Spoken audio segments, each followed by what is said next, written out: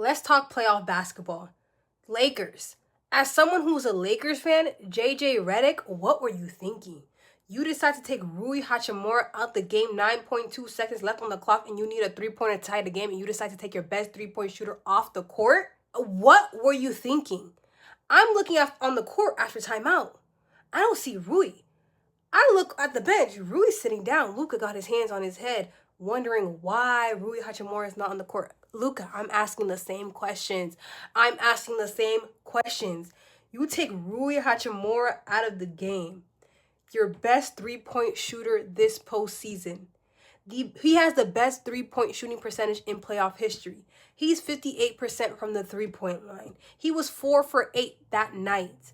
He just made a 4-point play, and you decide to take him out of the game? JJ Redick, what were you thinking? Actually, any answer that you give is not going to be enough. It's never going to add up. You decided to look at Rui Hachimura. Nah, let's put Maxi Kleber on. He hasn't scored all night. He's best for screen. I don't care who's best for screening. You put your best three-pointer in the game right now if you need a three-pointer to tie the game. I don't care about moving screens. I don't care about any excuse that is given. You put your best shooter in the game. Like, what? You wanted Austin Reeves to shoot? You wanted LeBron to shoot? No, you have Rui Hachimura. What? He's 50% or better every single night he's been playing this postseason. And you decide to sub him out? What? If I was Rui, I'd be thinking about other options. You want to take me out the game? You don't have trust in me? You don't believe in me to knock down that shot? Are you serious? Now you just got swept. Now my Lakers just got swept. We could at least won one game. One game at least. No, JJ Redick, I don't know what you were thinking. I will never understand what you were thinking. You take your best three-point shooter out of the court, off the court, to put Maxi Kleber in? What? Never gonna add up. It's never gonna add up. I don't care what anybody says. It's just like, what was that decision? JJ, from now on, I'm looking at you sideways. I'm giving you a side eye because what was that? What was that decision? I'm irritated. I just got re-irritated. I'm done. Now that I got that off my chest, let's talk about this Lakers team and this Lakers core. LeBron James, are you re-signing with the Lakers? Are you retiring? Are you moving on to a new team? These are all questions we want the answers to, but unfortunately, we don't have the answers right now. He did say that he's going to discuss with his family his options and then come to a decision. So we have to wait and see about that. But me personally, as a Lakers fan, I want to see him, re-sign with the Lakers. I do want to see him and Luka in the playoffs next year. So yeah, let's see what his decision is going to be. And too many people are disrespecting LeBron James. Like he's not 41 years old playing like he's 25, carrying this Lakers team on his back this postseason. Him and Rui.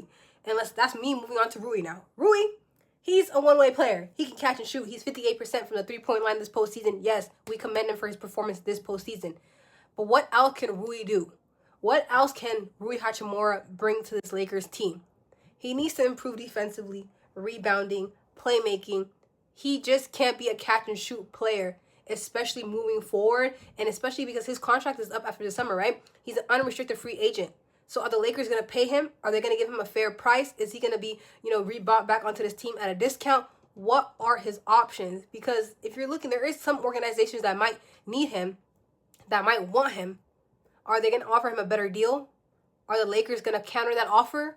What are they going to do? What is he going to decide to do? Because I think he does want to stay with the Lakers. So we'll have to wait and see about that. You also have Austin Reeves, who's been in trade talks, you guys.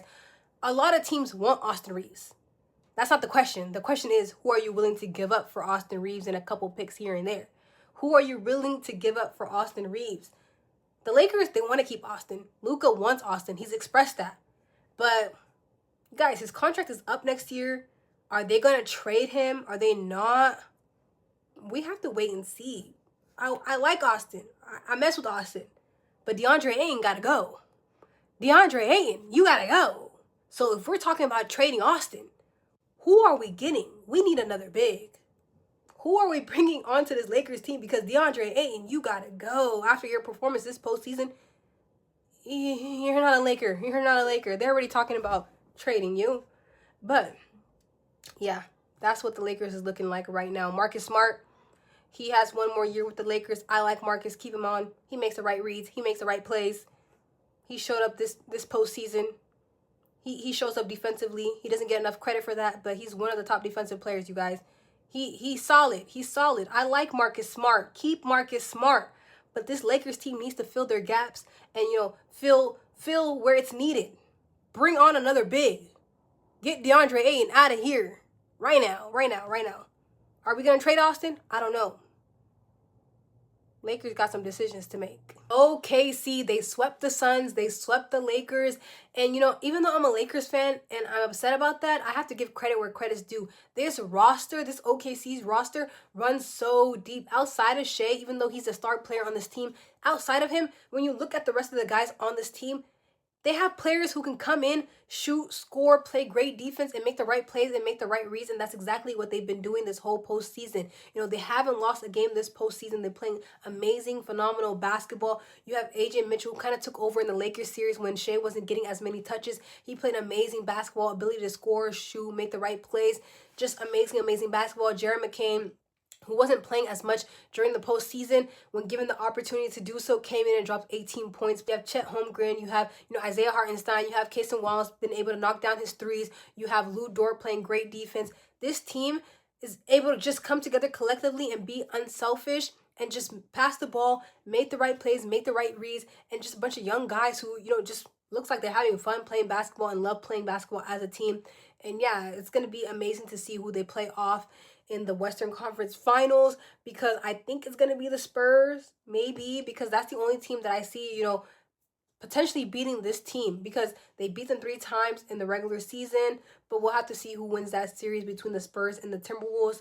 But yeah, this team right now is looking a little too good. They're looking a little too good. Now moving on, let's also talk about the other team that got swept, the Philadelphia 76ers. I want to jump right in and talk about Joel Embiid, you guys. He's a phenomenal player. He's an amazing player. We all see what he can do, but only when he's healthy. When he's healthy, I want Joel Embiid every single time. But you guys, he hasn't been able to be healthy since 2020. It's been about 6 years. He hasn't played a full season in quite some time. He only played 38 games this past season. He only played 96 regular season games in the last 3 years. His availability is limited. He has a multitude of injuries. He's constantly hurting. He's constantly missing games. He's constantly missing postseason games. So what are the 76ers team going to do? I don't know. I don't think they're going to trade him, but you also have to think about it. He's owed a lot of money. And if I were a different team, am I willing to take on that risk of taking someone on who can be great sometimes, who can show up sometimes? He's not going to play a great full season. He's not going to be there majority of the season. But when he does show up, he is going to be great. Am I willing to take on that risk? Am I willing to take on someone who's constantly injured? I don't know. I don't know what they're going to do this postseason. But you guys, Joel Embiid is great when he's healthy. That's it. Point blank period. That's what it is. Joel Embiid is great when he's healthy. But we need him on the court. But you guys, I think that they need to continue building around this young backcourt that they have with Tyrese Maxey and VJ Edgecombe. That duo is amazing. I think that they're going to continually progress over the seasons and, really be a great duo, and just building around them is what's important and key to the 76ers team. And I think they need to focus on that. I think that Paul George is going to get traded. I think he played okay this postseason. He was consistent. He was great on defense. But I think that he is going to get traded. He only has 1 more year left on his contract. I think they're going to bring someone in that can, be an addition to VJ and Tyrese Maxey. You also have Kelly Oubre. I think that they're going to keep on the team as well. But you guys, with Joel Embiid, I don't know what they're going to decide to do. They're kind of in a pickle. So we'll see what happens, this summer and this postseason. The Knicks team has won 7 in a row and have really found their rhythm offensively. After losing Game 3 against the Atlanta Hawks in that series and being down 2-1, I made a video. You can go back and watch it. I said, this team really needs to change offensively and run their offense through Karl-Anthony Towns, and that's exactly what has been happening, and they've been winning games, 7 games in a row. They have yet to lose, because after Game 3, they came on to Game 4, Karl-Anthony Towns at the top of the key, the ball in his hand. 10 assists that game, won that game. Game 5, they won. Same thing. Game 6, I believe he had 10 assists as well. So running the offense through him allows him to have a role in that offense and allows that offense to run more smoother. And that's exactly what has been happening. So shout out Mike Brown for recognizing that early on and making that adjustment. And it's been working out for them. And Jalen Brunson as well. Shout out to him for, recognizing that, being a leader and being like, hey, maybe you should be running the offense, being at the top of the key. I'm still going to get my touches. I'm still going to get downhill and score because his scoring ability is unmatched, but his leadership is also unmatched as well for allowing Karl-Anthony Towns to do that and allowing this team to just win. At the end of the day, the goal is to win, and that's exactly what they have been doing. But yeah, Karl-Anthony Towns now has a role offensively. He's been working way more smoother for this team. They've been winning. He's found his footing. Mikal Bridges has also found his footing. He wasn't really present, wasn't really showing up in the beginning of the Atlanta Hawks series. And, he wasn't really scoring at all. Game 6, he showed up, and he's been showing up ever since. You also have OG Anunoby as well, who's been consistent throughout this whole postseason. He's missed 2 games because of an injury, but we have to credit him for how much he's been showing up. Josh Hart, Karl-Anthony Towns, Jalen Brunson. This team has collectively come together and has switched it up offensively, and it's been working out for them. They found their footing, they found their rhythm, and if they continue playing exactly like they have these past 7 games, they can go far and deep into the playoffs. Get Cade Cunningham a whole new team. Get Cade Cunningham a whole new roster. Get this man some help now, immediately. Because what else do you want from this man? He's averaging the most points in the postseason. What else do you want from him? He just dropped 39 points the other night. Jalen Duren, you're done. You're through. You think you're getting a max contract? You're not getting a max contract. I don't know what you think you're getting, but it's not that. You're not getting a max contract. You were averaging close to 20 points, 10 rebounds during the regular season. Now you're averaging 10 points and 8 rebounds. You can't drop 10 more points. You can't get a couple more rebounds. What are you good for? When you need him the most this postseason, he doesn't show up. You're done. You're through. You're not getting a max contract. Tobias Harris, you're done. You're done. You're inconsistent. We don't like inconsistency. You want to drop 20 points one game, you want to drop 13 points another. You're done. Ausar Thompson, you're great on defense, but what else? We need more than 6 points a game. We need more than 5 points a game. You're done. You're done. This team cannot just be relying on Cade Cunningham. Get him a whole new roster immediately. What else more do you want from this man? He's carrying this team on his back series after series. Like, he can't just do it all by himself. But he's been doing it all by himself. He's shown us. But please, he must be tired. He must be tired. Like, look at his stats. Look at his stats. 27 points, 25, 45, 32, 32, 23, 25, 27, 19, 39. He's exhausted. He's exhausted. Jalen Duren, you're done. You're not getting a max contract. Tobias, you're inconsistent. You're out of here. Ausar Thompson, you're only playing defense. We need more than that. Whole new roster. Next, we have the Timberwolves versus the Spurs. This is probably my favorite, series this postseason, you guys. The Timberwolves, let's start with that. This team has been doubted time and time again, year after year, and they have been proving us wrong every year. And are they going to do it again this year? We don't know, but this team has been putting up one hell of a fight. You have Anthony Edwards playing with 2 bad knees, playing on limited minutes. His knees are wrapped up during breaks and timeouts. He has an oxygen mask on, but he's been putting up one hell of a fight. And you guys, he has been proving us time and time again why you shouldn't doubt him. You have Jaden McDaniels playing amazing defense. You have Naz Reid showing up offensively. Julius Randle has been taking a lot of the offensive load.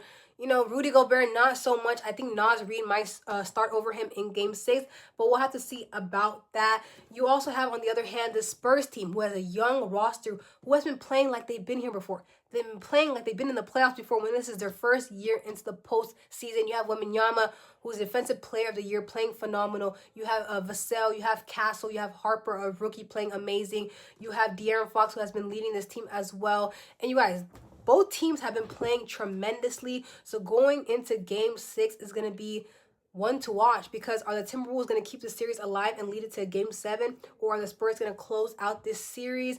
But you all, the Spurs have beaten OKC 3 times in the regular season. So if they end up winning the Timberwolves in Game 6 or end up beating the Timberwolves in Game 6, they go on to take OKC. So that's going to be one hell of a matchup. Whereas, Timberwolves were beaten by OKC last year 4-1 in that series.